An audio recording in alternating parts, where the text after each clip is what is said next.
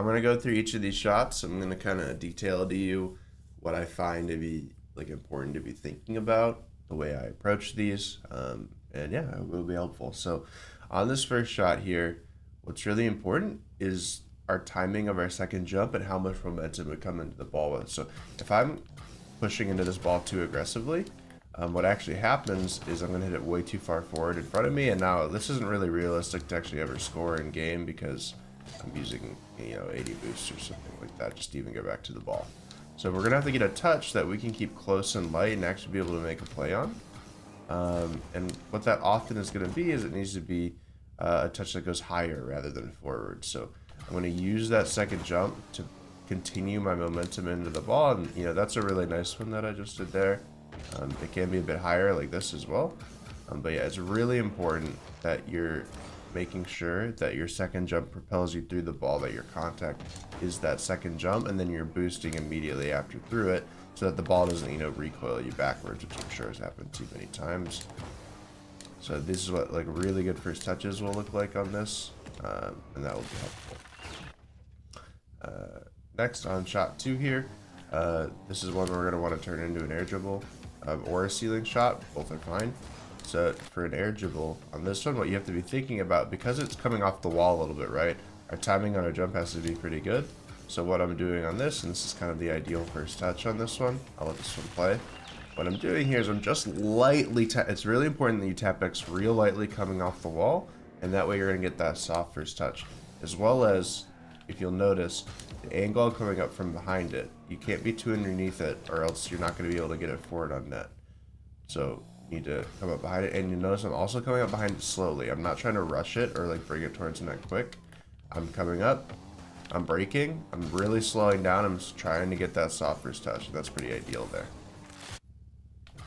On this third one, what we're trying to focus on is a single jump on this. So when the ball is low to the ground like this, and you're not gonna be able to like double jump pop this high, it just doesn't work. You're not able to get that second touch with a double jump. You're wanting to actually come into this slowly and then get a very soft first touch so that it'll stay close to you, because this one's really easy to send forward like this if you have too much momentum. So you need to really come up to it slowly, single jump, and now we're in a position where we could be air dribbling it. And notice again, I'm hitting X very lightly. And on this one especially, this is a really nice one to try flip resetting quite a bit, because it's hard for a defender to defend a flip reset in a spot like this when it's this low to the ground. Because they're just going to have a hard time jumping at you because you're able to reset over them so often. In terms of air dribbling it, if you wanted to air dribble it, you want to make sure you get some early height. So messed up. And make sure you get some early height, or else you're going to get dunked a lot on this one. So early height and going for a double is probably how you want to approach that shot if you're going to air dribble. On this one, really important that you break and get around the side of the ball. So you'll notice what I'm not doing is this, and like trying to time it like this and then getting around it. Even though I can, it's not like practical for in game. What you need to do is go around it, break, and then again, same thing with the first shot. You need to time your double jump to be getting your momentum through the ball.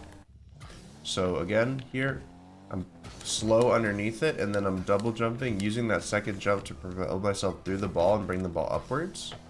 And on this one again, you want to focus more on getting it high than getting it forward, because if you focus on getting it forward, you're just going to end up with a ball that you can't control like this.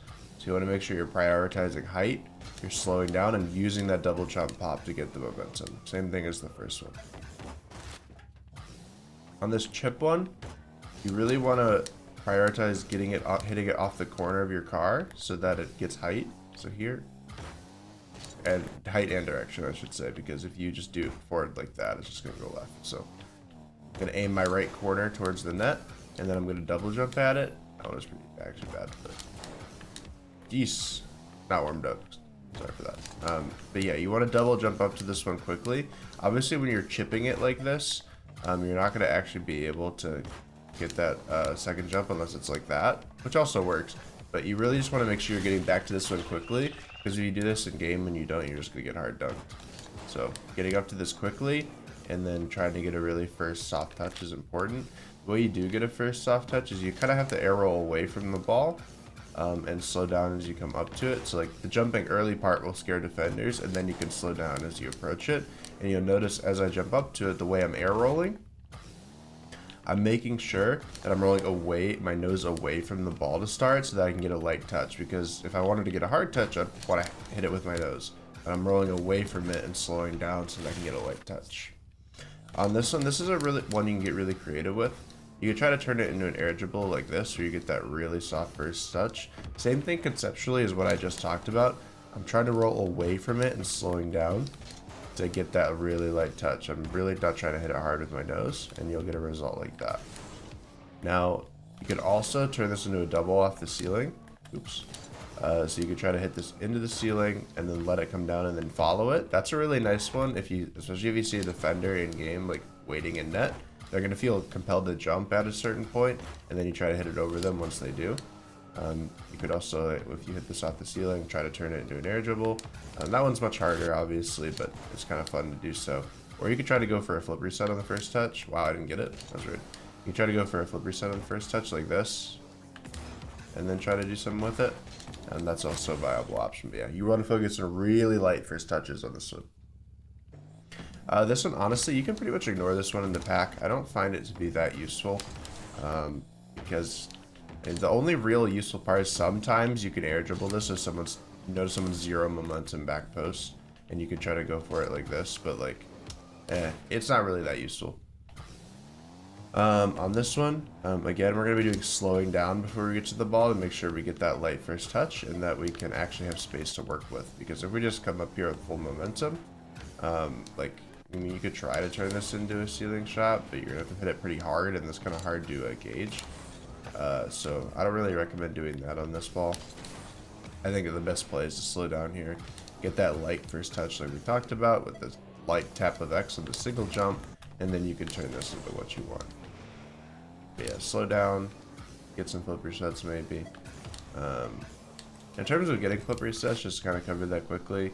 You really want to make sure you're forcing the bottom of your cart into the ball, so that you can bounce off it and actually use it.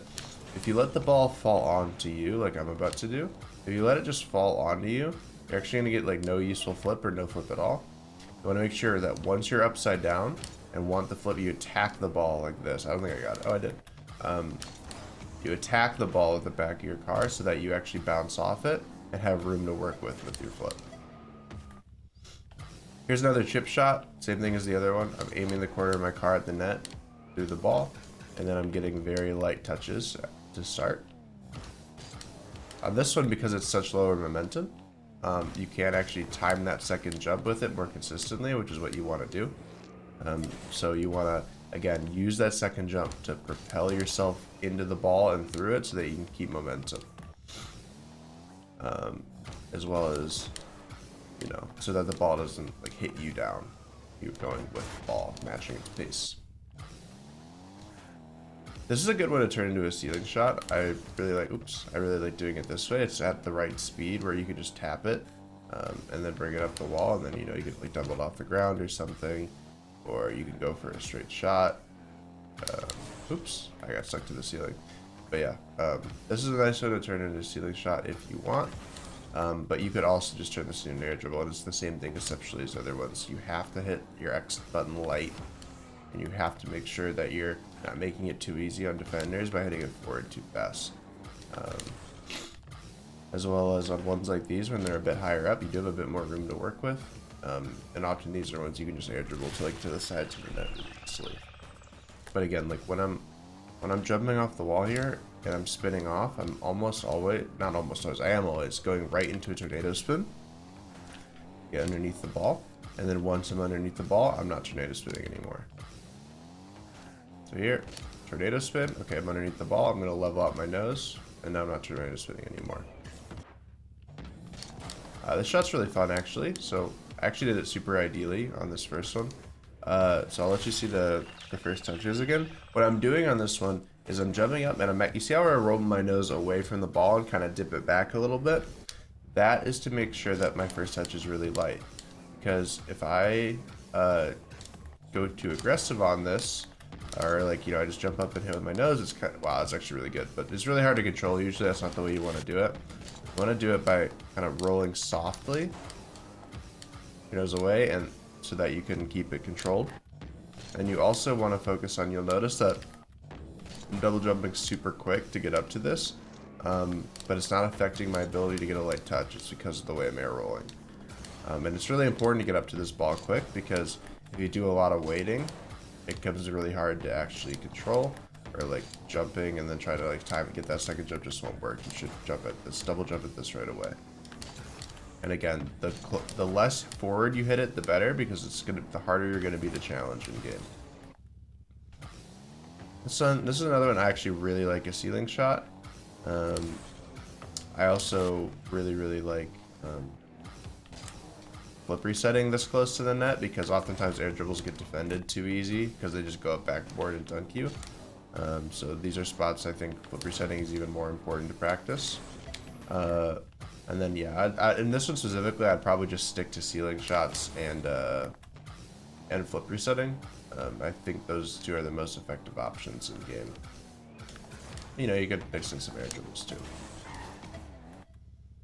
So yeah, that should be just actually, it was not quick. That was much longer than I anticipated, but that should be an explanation for how that all works. Let me know if that was valuable, and hit me with any questions if you have them.